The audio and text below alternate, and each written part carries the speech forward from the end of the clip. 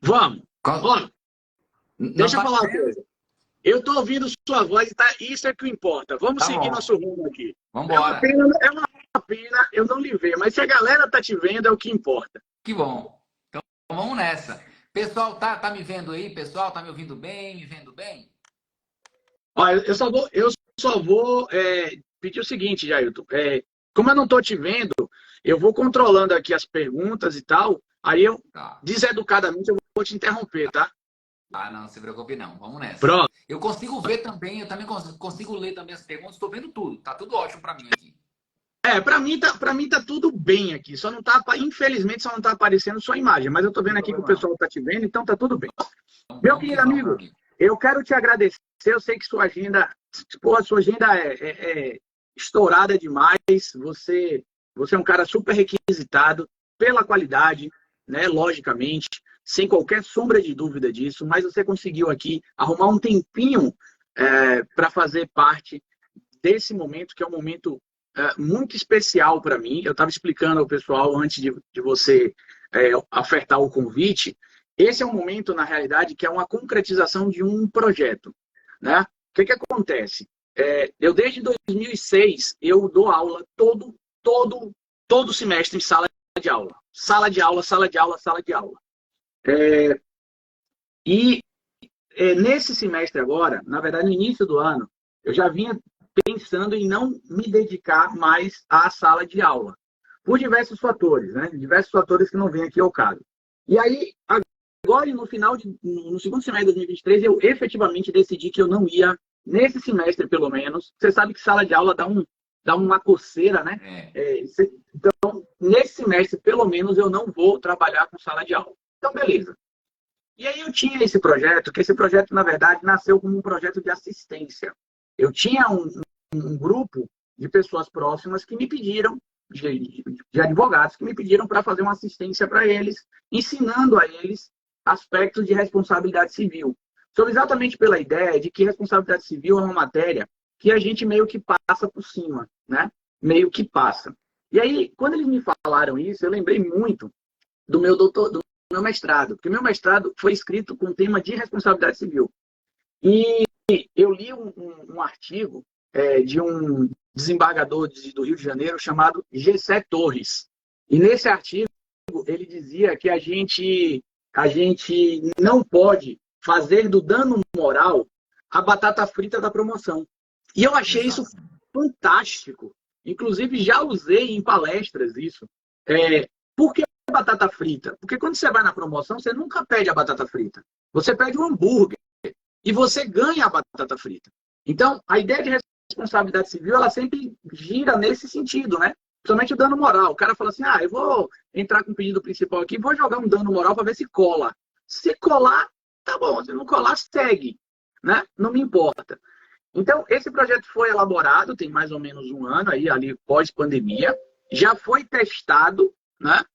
Com esse grupo. Eu já fiz um outro teste com outro grupo. E amanhã vai ser o primeiro grande encontro desse projeto que eu chamo carinhosamente de A Nova Era da Responsabilidade Civil.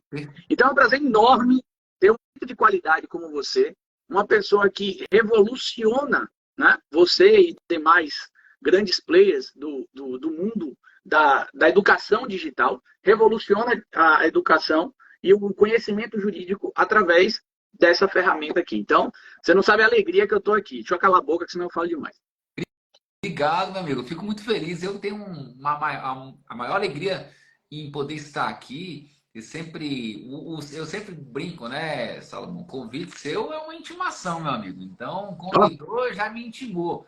Então, sempre que eu posso, você sabe que eu estou aqui. Infelizmente, eu queria muito estar com você, dividindo esse espaço na semana retrasada, mas tive um probleminha de saúde, ou se foi semana passada, semana retrasada, tive um probleminha de saúde, mas graças a Deus estou bem, já recuperado. Então, poder participar dessa sua semana, que é muito importante para mim também, e principalmente para a gente falar sobre um tema tão caro, né, que é a responsabilidade civil, que ela acaba desaguando em diversos aspectos da nossa vida e das relações jurídicas e do tráfego jurídico de uma forma geral, né? Então, não é possível falar direito das famílias, sem pensar também na responsabilidade civil, no direito sucessório, no direito obrigacional, nos contratos, enfim. O direito, a responsabilidade civil, ela vai estar presente em todas as esferas, em todas as áreas da vida, porque a responsabilidade civil, nós sabemos, ela vai ser uma consequência de um ato que, ao ser praticado por alguém, seja ele doloso, esse ato doloso ou culposo, eventualmente venha a causar aí algum dano. E aí há outras tantas vertentes dentro da responsabilidade civil, aferição se há responsabilidade ou não, se a responsabilidade vai depender ou não de culpa, se há responsabilidade sem dano, se há responsabilidade por ato lícito, enfim. Então, esse mundo que você domina muito bem, poder compartilhar um pouco aqui da minha experiência e do pouco conhecimento que eu tenho dentro dessas questões do processo civil, vai ser, eu acho, muito legal e a gente vai poder bater esse papo. Tenho certeza que os nossos amigos sairão hoje aqui com um conhecimento aí a mais, porque quando o professor Salomão fala sobre responsabilidade civil, é sempre uma grande aula para todos nós. Então, meu amigo, é uma alegria muito grande. Muito obrigado pelo convite. Eu fico honrado de ter você aqui.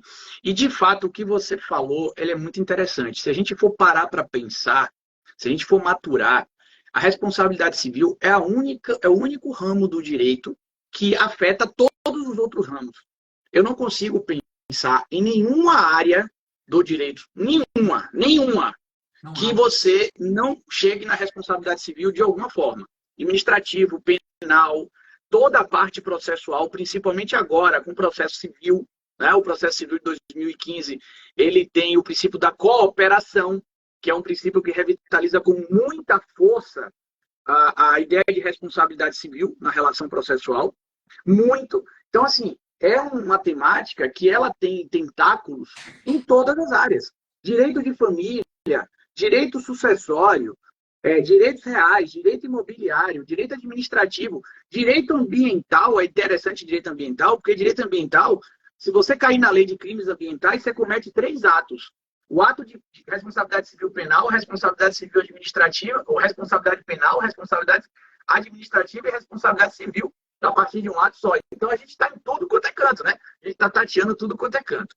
Inclusive, só para lembrar o pessoal, para vocês verem como o novo processo civil ele é uma coisa interessante e a ideia de responsabilidade chega também muito. Pessoal, só um detalhe. A gente está falando de responsabilidade aqui. Quando terminar a live, quem quiser acompanhar o primeiro encontro, eu deixei o link aqui, www.salomãoreservar.com.br.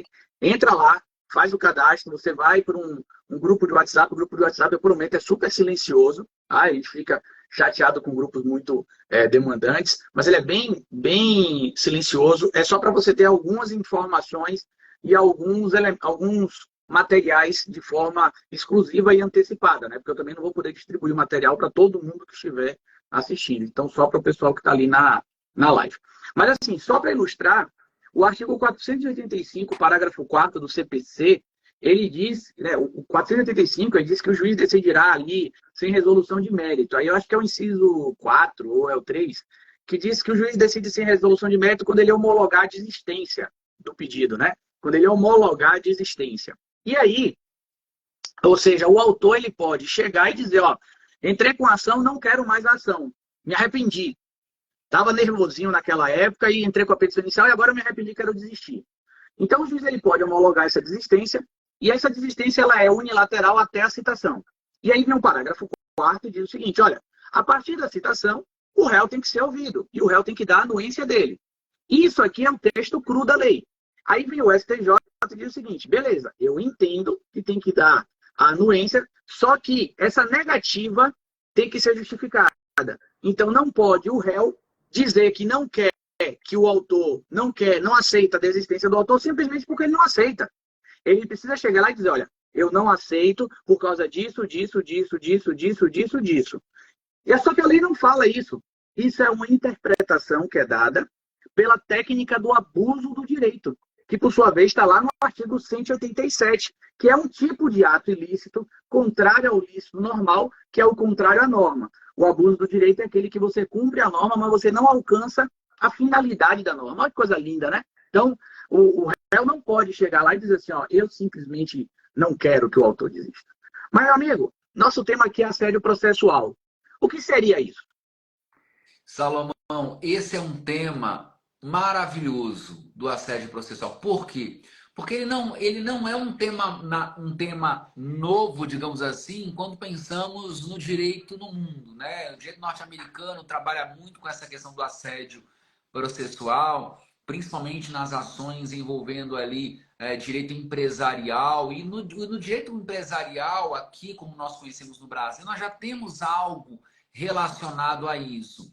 Só que o fato é que nós não temos nenhum dispositivo no Código de Processo Civil que de forma expressa, ou mesmo no Código Civil, que de forma expressa discipline ali o assédio processual. O que nós vamos ter? Nós vamos ter toda a disciplina que nós já conhecemos do Código Civil. Então, basicamente, aquela tríade normativa 186, 187 e 927. Então, nós já temos essa roupagem aqui da responsabilidade civil que nós já conhecemos do direito material. E nós temos dentro do direito processual algumas regras, algumas normas, né, que podem ser normas, regras, normas, princípios, que são muito importantes também. Você citou, por exemplo, o princípio da cooperação, que está lá no artigo 6º do CPC. Ao lado do artigo 6º, um dispositivo antes, vem o 5º, que trata da boa-fé processual. E só para contextualizar com os nossos amigos, houve um caso muito interessante que chegou ao STJ, envolvendo inclusive disputas de terras, coincidentemente do nosso estado, Bahia, ou seja, as terras estão situadas na Bahia, mas não me recordo agora se o processo originário é da Bahia ou não, porque nós sabemos que a Bahia faz divisa com muitos estados, então temos algumas questões geográficas ali na Bahia, envolvendo também imóveis rurais, principalmente no extremo oeste da Bahia. E o fato é que e aqui eu trouxe o enunciado só para contextualizar com os nossos amigos, que diz basicamente o seguinte: uma disputa pela propriedade de 1,5 mil hectares de terra na Bahia. A família que ajuizou a primeira ação em 1988, se baseou em uma procuração que havia sido reconhecida como falsa na década de 70. Ou seja, ela já tinha uma procuração falsa, supostamente utilizada para comprar um imóvel rural. E aí ela se baseia nessa escritura pública, nessa procuração falsa, para ajuizar uma ação em 88. E essa família, para se manter nessa área, passa a ajuizar sucessivas ações contra os verdadeiros proprietários daquele imóvel. E mesmo após a sentença que transitou em julgado, e olha que interessante, diz aqui, entre 1995 e 2011, essa família ocupou o terreno e exerceu atividades agrícolas, desobedecendo várias decisões judiciais. E mesmo em 2011, com o trânsito em julgado, esse grupo familiar ajuizou 3 ações, Salomão, em comarcas distintas, para tentar protelar cada vez mais a emissão na posse dos verdadeiros proprietários daquele imóvel. Então, essa questão chegou ao STJ, porque após todos esses anos, esses proprietários registrais, que tinham direito de ser emitidos na posse, falaram o seguinte: veja, houve um abuso processual, houve um assédio processual, nós fomos vítimas de uma perseguição processual, que de alguma forma, ela nos atingiu porque nos impediu, de certa forma, de ingressar no imóvel. Porque 3 ações em comarcas distintas, um juiz dá uma liminar, a gente sabe. Depois da liminar, até conseguir, são muitas questões, recursos, eles vão, voltam. Então, esses proprietários registrais ajuizaram essa ação chegou até o STJ. E aí, a partir desse contexto aqui, desse contexto, que eu acho que é importante, porque é apenas um exemplo, nós temos outros tantos exemplos, e cada advogado que nos assiste hoje aqui pode identificar uma questão que já aconteceu com ele, que pode ou não configurar assédio processual. E aí algumas questões surgem. Será que o ajuizamento de sucessivas ações judiciais, por si só, constitui ato ilícito indenizável? Então já é uma primeira questão.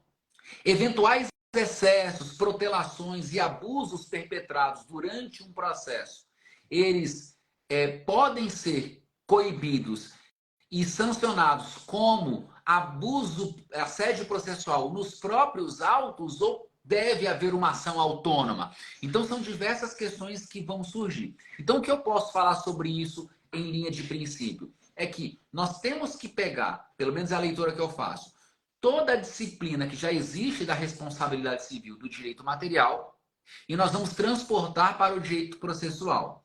Então, quando eu penso, por exemplo, na boa-fé, e aí fazendo um paralelo, né? Responsabilidade civil à luz da boa-fé objetiva.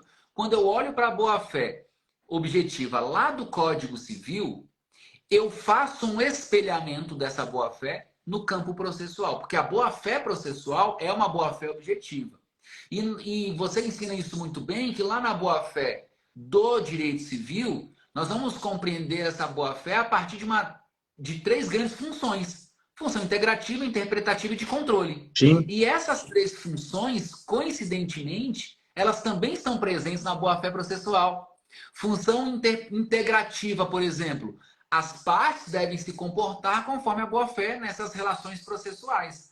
Função interpretativa, a petição inicial deve ser interpretada conforme a boa-fé. A decisão judicial deve ser interpretada conforme a boa-fé. E a função limitadora de controle é aquela que proíbe o abuso de direito. E o Código de Processo Civil, em diversas passagens, ele proíbe o abuso do direito. Tanto que aquele que abusar do seu direito de defesa ou atuar com manifesto propósito protelatório vai praticar um ilícito processual, pelo menos vai violar o princípio da boa-fé processual, e o juiz vai poder deferir para a parte contrária a uma tutela de evidência lá do artigo 311, inciso 1. Da mesma forma, embargos de declaração meramente protelatórios, multa de até 2% do valor da causa, e há várias manifestações.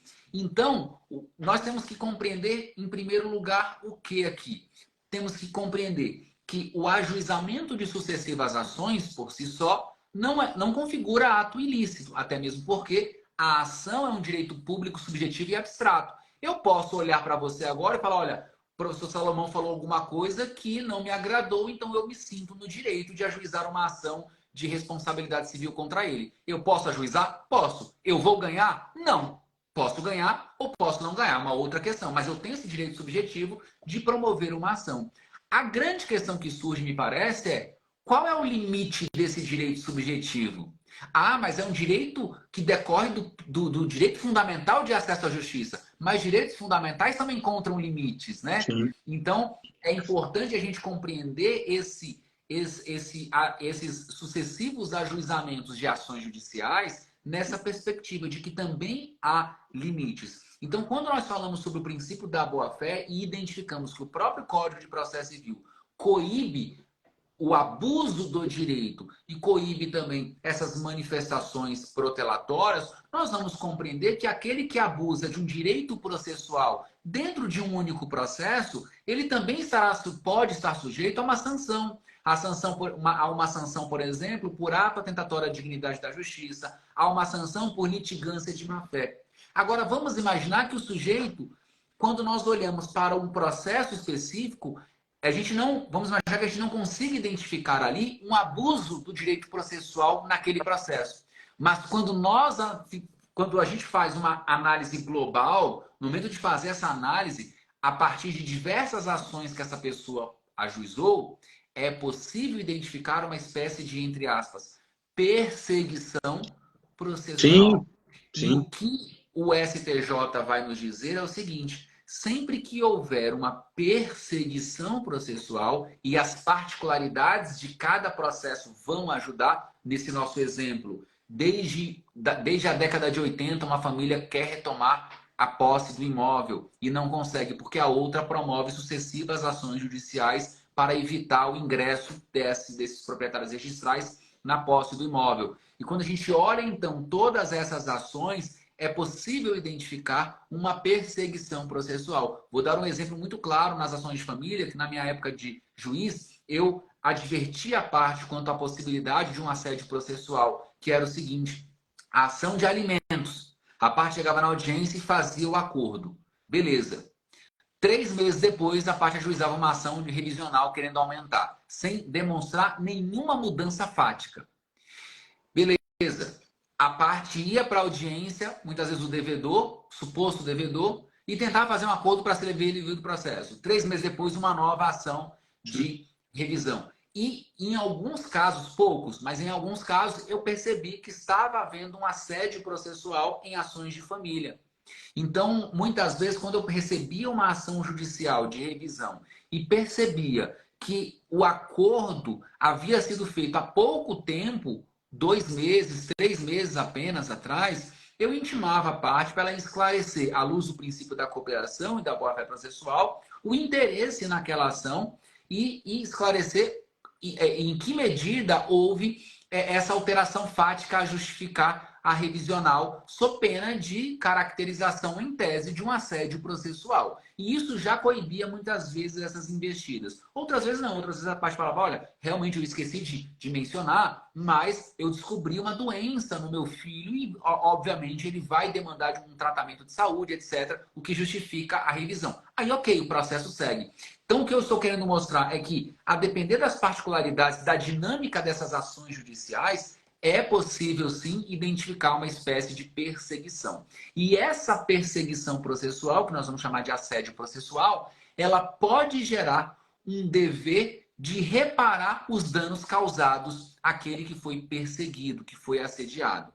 Esses danos podem ter caráter material ou mesmo patrimonial ou não patrimonial, ou material ou imaterial. Né? Então, eu posso responsabilizá-lo por dano material, posso responsabilizá-lo também por dano moral. Eu acho que um dos desafios também que nós teremos no futuro é o de saber se essa responsabilidade ela é autônoma, né? Porque nós temos isso, por exemplo, no dano moral e no dano estético, que são formas autônomas de se responsabilizar alguém, são danos diferentes. Será que seria um dano diferente ou não? No caso que chegou ao STJ, não. Foi dano material e foi também um dano moral. Aquela pessoa foi responsabilizada ali pela prática de um ato ilícito ou atos ilícitos consistentes nessa perseguição processual que geraram um dano material na pessoa. Veja, a pessoa precisou contratar advogado para se defender em cada um daqueles processos. É claro que a contratação do advogado, dentro do processo, o juiz não pode condenar o vencido ao pagamento, por exemplo, das verbas de sucumbência e mais aos honorários contratuais. O STJ já tem esse entendimento, não cabe.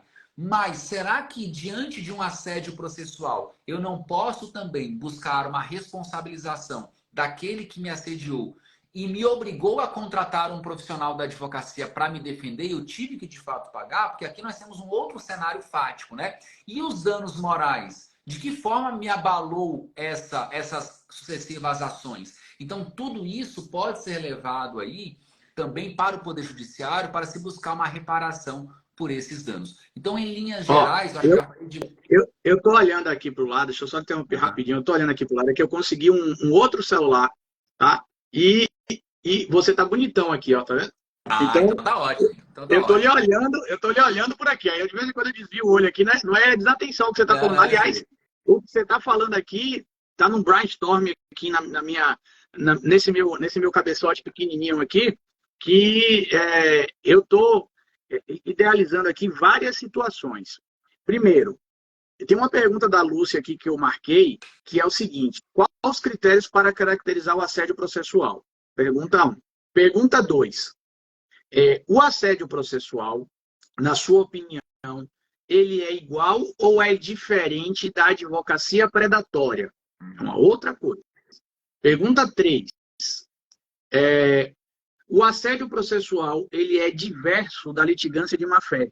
Porque é interessante a gente deixar isso esclarecido aqui para o pessoal, porque a litigância de má-fé, ela tem um limite, né? A litigância de má-fé tem um padrão, até 5%, se eu não estou enganado, me corrija, que é com tanta informação que eu estou aqui para esse encontro, mas ele tem um limite. Mas, se for assédio processual, é indenizatório. Então, indenizatório é na mão do magistrado.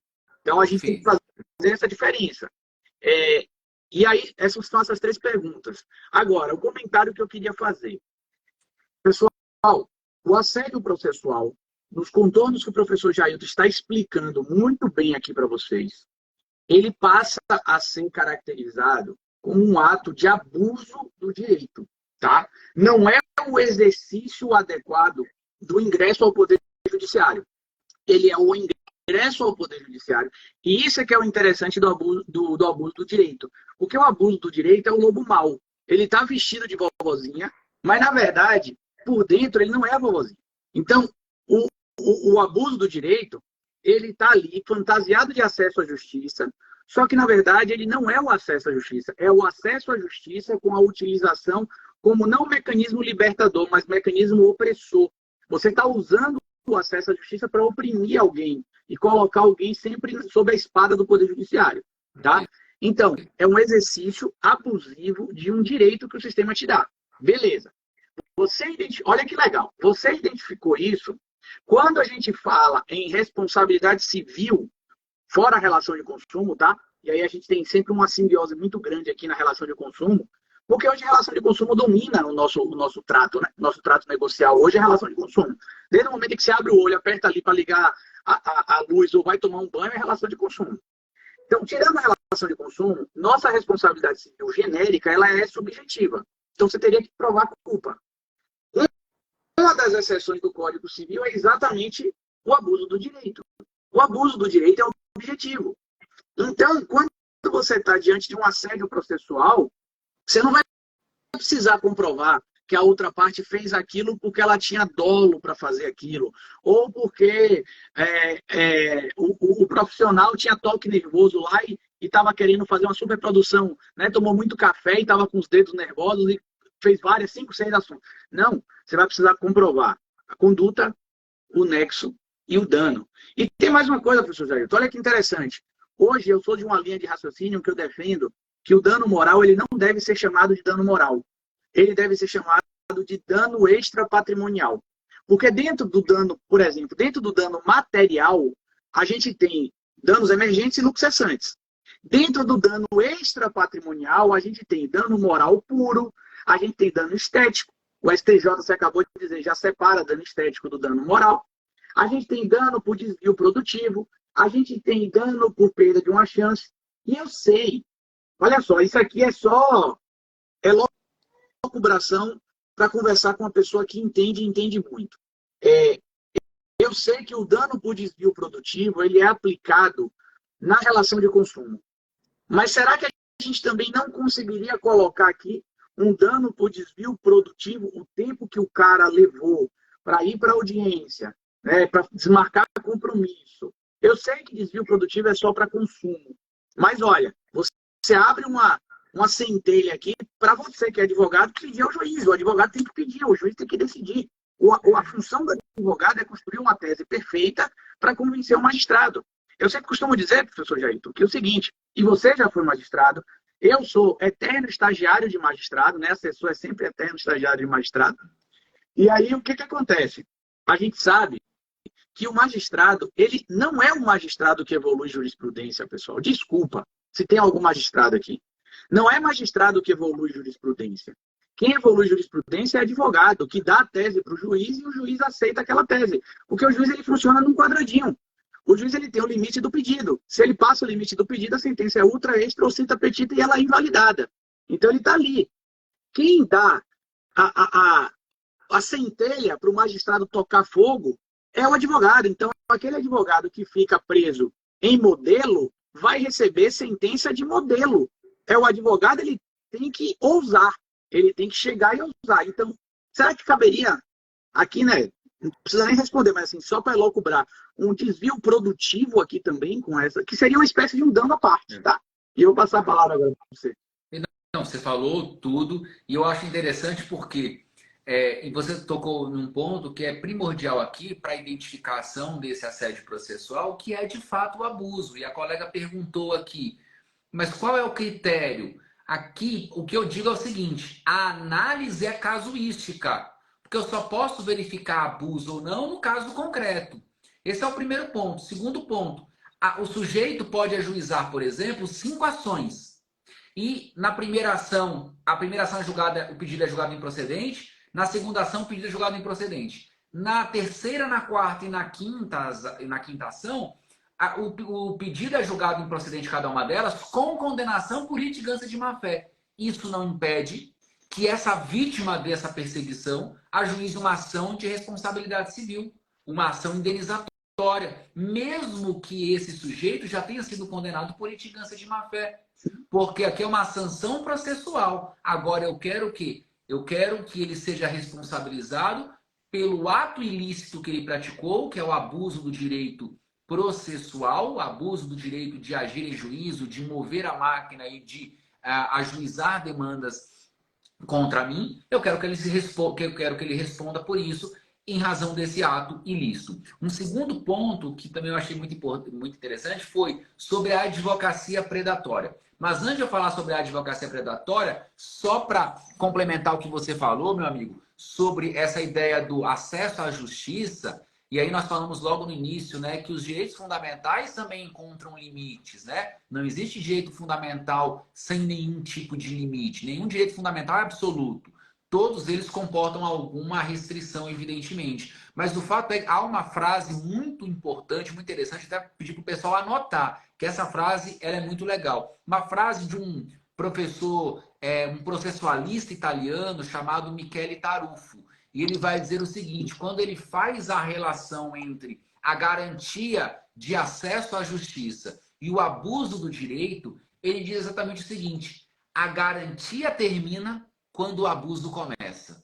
Então, no momento em que esse abuso do direito tem início, a parte já perdeu a sua garantia de acessar o poder judicial. Ou seja, ela não tem essa garantia processual ou esse direito fundamental como um escudo protetor. Ah, eu estou blindado, eu posso ajuizar a ação porque a Constituição me garante. Não, meu querido. No momento que você abusa desse seu direito ou dessa sua faculdade, exatamente nesse momento que é o abuso, quando o abuso começa, essa sua garantia, seu direito fundamental, ele termina. E a advocacia predatória, ela vai ao encontro disso que nós estamos falando. Inclusive, no direito norte-americano, esse abuso processual, o assédio, ele é chamado de chain litigation.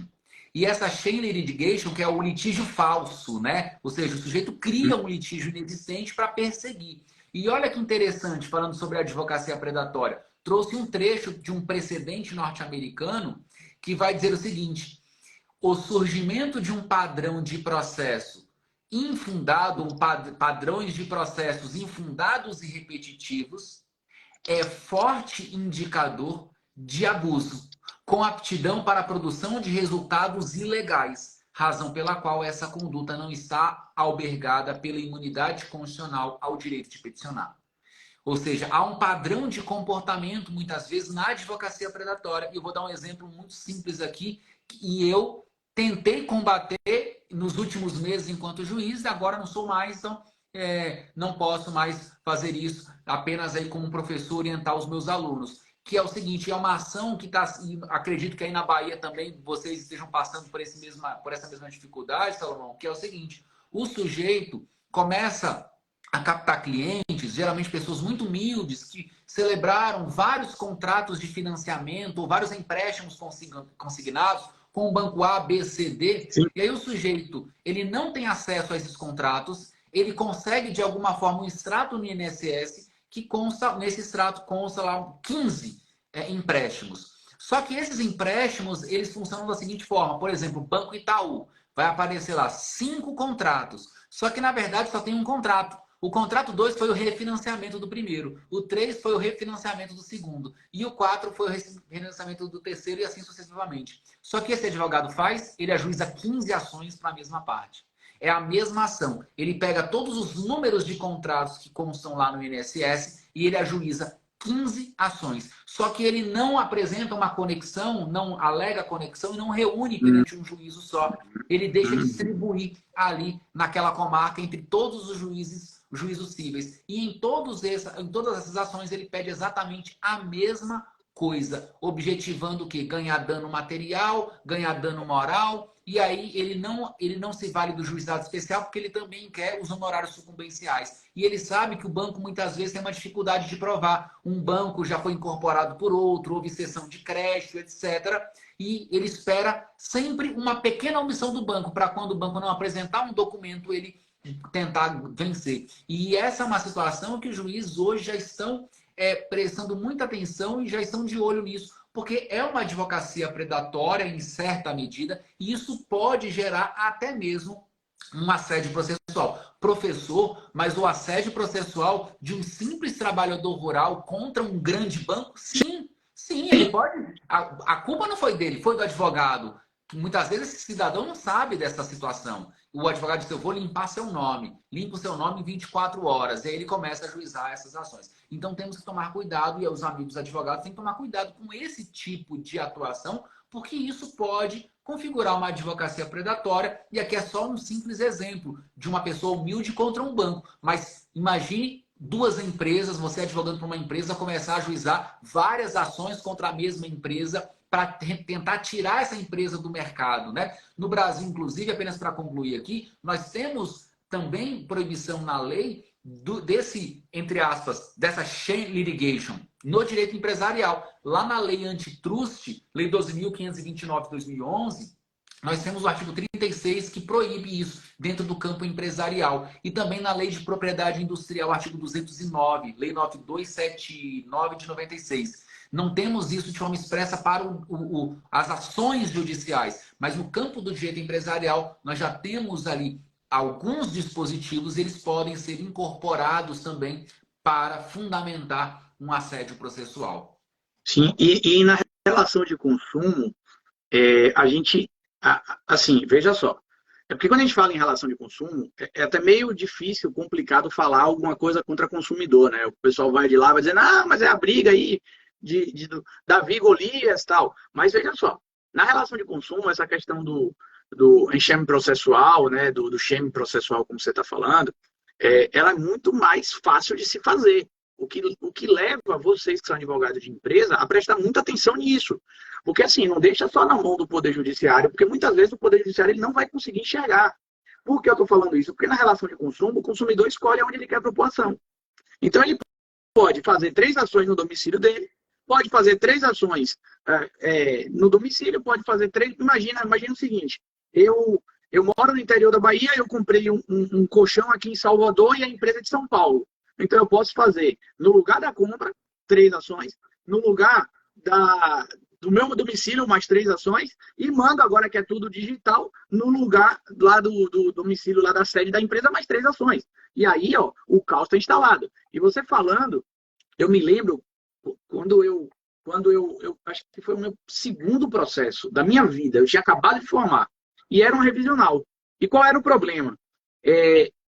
A mulher, ela estava com uma revisional, estava com alguns atrasos, né, acho que 2, 3 atrasos, e aí, ela, com o advogado anterior, ela tinha ingressado no juizado com a ação para pedir a suspensão da liminar, a suspensão da busca e apreensão, né, com a liminar, e na verdade, não, desculpa. Ela entrou com uma revisional para dizer o seguinte, olha, o juros está alto, eu tinha aquele entendimento ainda que você depositava o quanto o juiz determinava em juízo, né? E não o valor do contrato, e aí aquilo ali já suspendia a mora.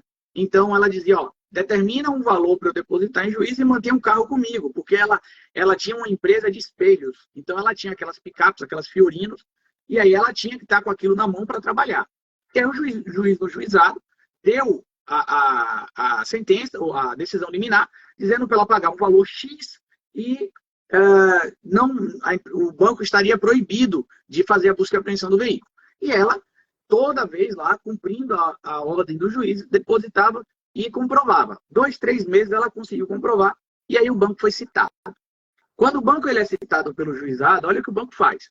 Ele pega o extrato dele, ele notifica a mulher, né? Dizendo que ela está em dívida, notifica, aí ela pega aquela notificação, certamente sabendo que ela já deu entrada no sistema dos juizados, ela fala, bom, isso aqui deve ser algum erro, e aí guarda na gaveta. Ela chega lá e guarda na gaveta.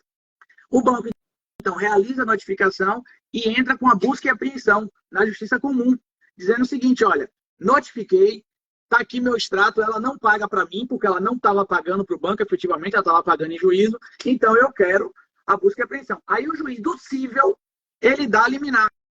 Aí você fala, pô, mas o juiz do cível está errado. Não! Porque pelo menos aqui na Bahia, nós temos 2 sistemas de juizado. Nós temos o Projude e nós temos o PJE. Projude juizado, PJE, Justiça Comum. E eles não se comunicam. Então não tem como o juiz do cível saber se tem um processo correndo no juizado. E aí, nesse caso, eu fui contratado por essa mulher, na época, para desenrolar isso. Porque o oficial de justiça do cível foi lá e cumpriu a decisão. E aí ela falou, mas eu tenho uma decisão do juiz daqui. Aí o oficial disse, minha senhora, eu não posso fazer nada, eu estou aqui para cumprir. Só que aí vai o oficial, vai o responsável pela busca, né? O investigador profissional do banco e tal, aí pega o carro logo, leva para o depósito. Então, assim, isso também é um movimento estranho, entende? Porque ele usa essa falha do sistema para fazer essas decisões contraditórias. Então, muitas vezes, você passa por uma questão de assédio processual, mas aí você fala, mas o juiz devia ter visto. Não, mas o juiz não tem condição de ver. Aí tem aqui uma pergunta do Osni. Seria uma aventura processual? Não, Osni, não é aventura processual. É a utilização do próprio... Porque aventura processual, no meu ver, é quando você entra com um processo assim, para jogar o barro, né? Para tentar ver se cola. Aí tudo bem. Né? Aí você vai até pela litigância de má-fé. O assédio processual que o professor Jair está falando aqui é quando você efetivamente usa o poder judiciário para coagir uma outra pessoa. Para perseguir mesmo, de fato, né? Então isso geralmente vai ficar caracterizado, principalmente, né, Salomão, quando a parte ajuizar várias ações. Então ela pode, por exemplo, ajuizar várias ações ao mesmo tempo, mudando uma coisa ou outra para não gerar litispendência e para coagir, ou ela pode promover várias ações. Ela promove uma ação, consegue com isso se manter, por exemplo, na posse de um determinado bem.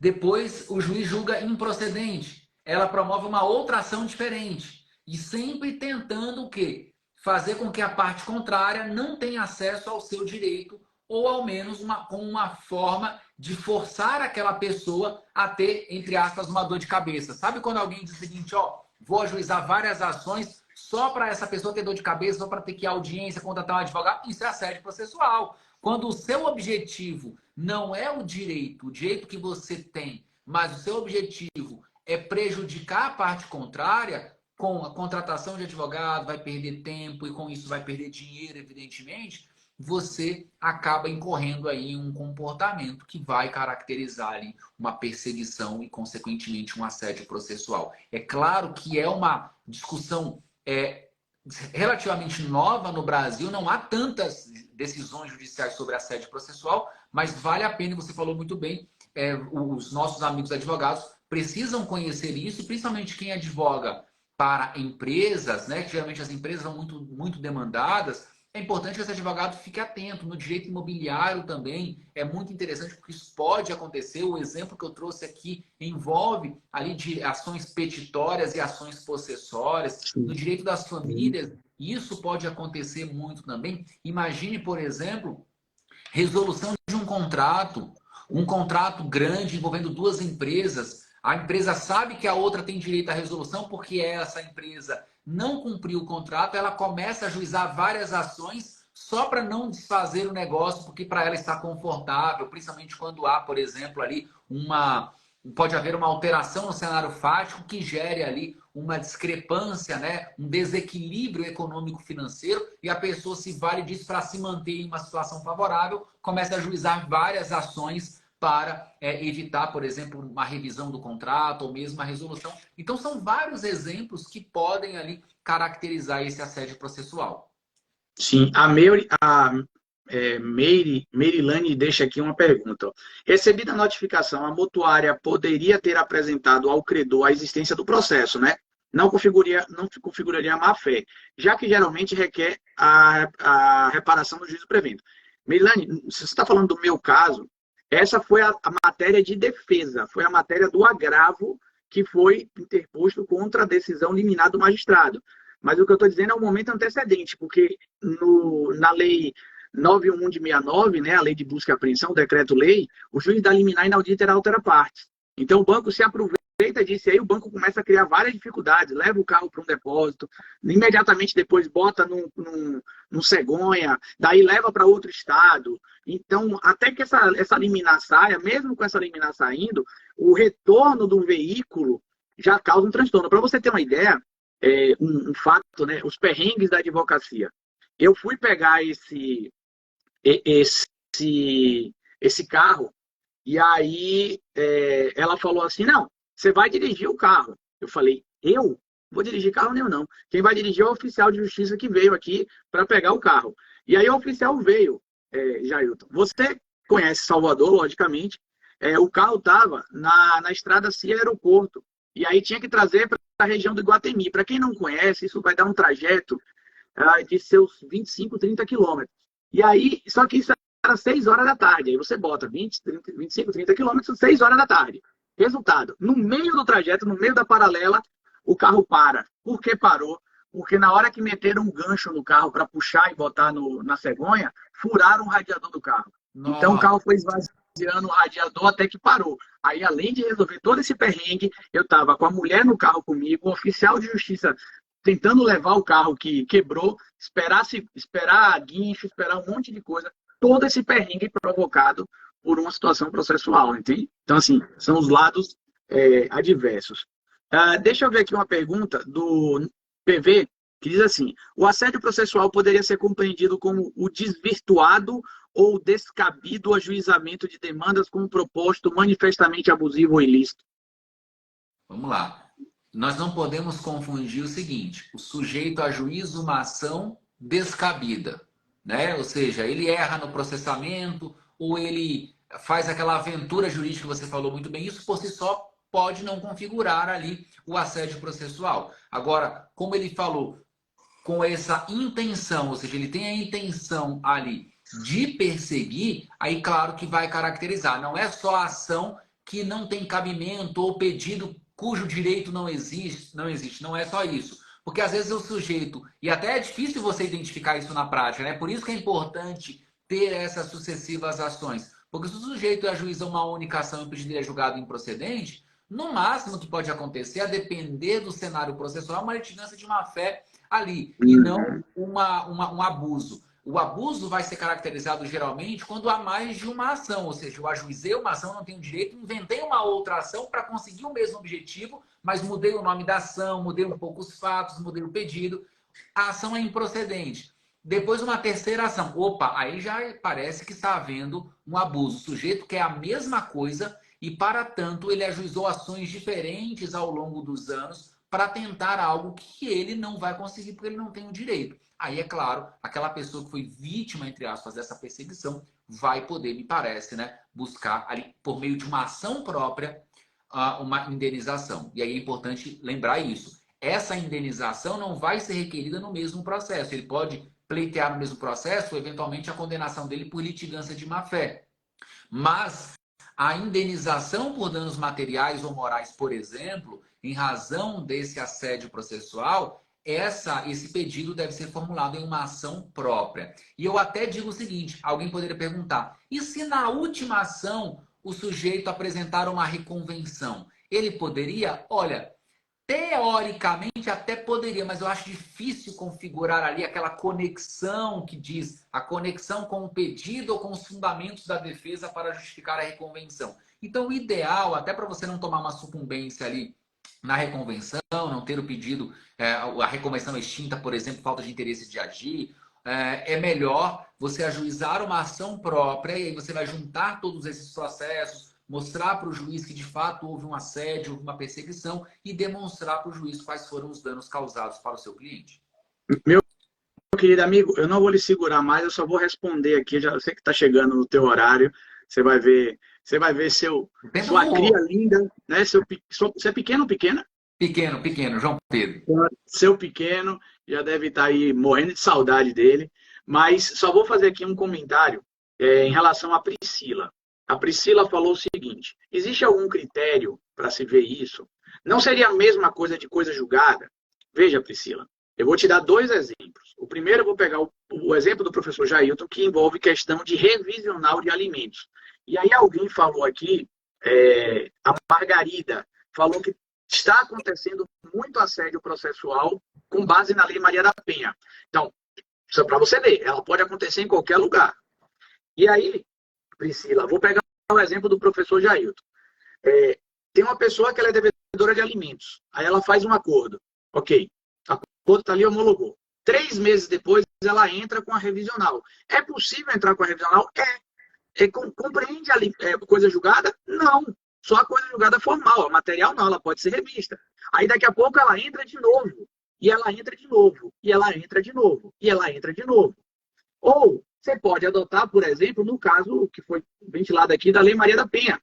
você adota uma medida protetiva, essa medida protetiva não resta configurada, aí daqui a pouco ela entra com uma outra medida protetiva, que também não é configurada, daqui a pouco ela entra com outra, e assim sucessivamente. E agora eu vou te dar um caso, que é um caso que passou na minha mão, que inclusive é um caso que eu uso lá no Nova Era, tá? Para a galera entender um pouquinho. O cara, ele teve o nome dele escrito no SPC Serasa por causa de um banco, tá? E aí ele ganhou, ele recebeu, ganhou não, né? Ele recebeu uma indenização de R$10.000 por inscrição indevida em cadastro de inadimplentes. Seguindo aquela tese do STJ, que a mera inscrição gera dano moral. Então, beleza, fechou, R$10.000. Aí, logo depois que transitou em julgado, ele recebeu o dinheiro, ainda estava no prazo, na ideia do prazo prescricional, ele entrou com uma nova ação, com o mesmo fato, alegando agora dano existencial. Aí você fala, mas é tudo dano moral. Depende. Pela teoria que eu sigo, é um dano extrapatrimonial do qual você tem outros danozinhos aqui dentro. Então, você pode até interpretar que dano extrapatrimonial é um tipo de dano e o dano moral puro é outro. Mas isso aqui já começa a levantar a orelha para você ver o seguinte, olha, será que isso aqui não é assédio? Ele não está gerando danos aqui para ele tentar conseguir uma coisa? Então, Priscila e demais, é um tema muito top, tá? É um tema bem instigante. Depois eu vou conversar em off com o professor Jailton aqui, mas se der certo, depois eu conto a vocês o que é que passou na minha cabeça aqui, nas carambolas da minha cabeça. Meu querido amigo, de coração, que aula, tá? Que presente que você me deu nesse momento que, assim, é um momento de tanta expectativa para que tudo dê certo. Muito obrigado mesmo por essa aula que você deu aqui.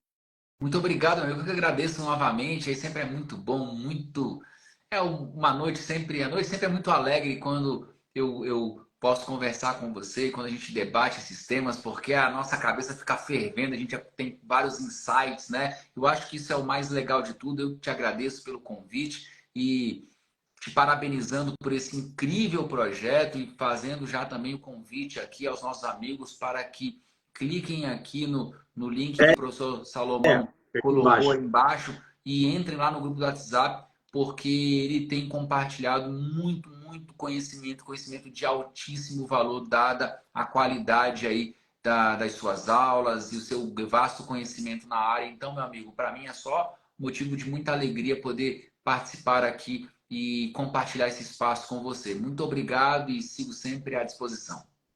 Obrigadão. Pessoal, quem não quiser digitar, sai aqui da live, né? E vai lá no meu perfil, tem na bio o link já prontinho lá, você clica e é só alegria. Galera, amanhã eu vejo vocês 19h20, só que amanhã é via YouTube, tá? Amanhã é superprodução, viu? Não chega perto da superprodução do professor Jailton, não, que ele já tá anos-luz na minha frente. Mas que nada, a gente mira nos melhores para chegar lá. Professor, muito obrigado, meu querido amigo. Um abraço, meu amigo. Beijo na família. Galera, fui. Até amanhã. Um abraço, até mais.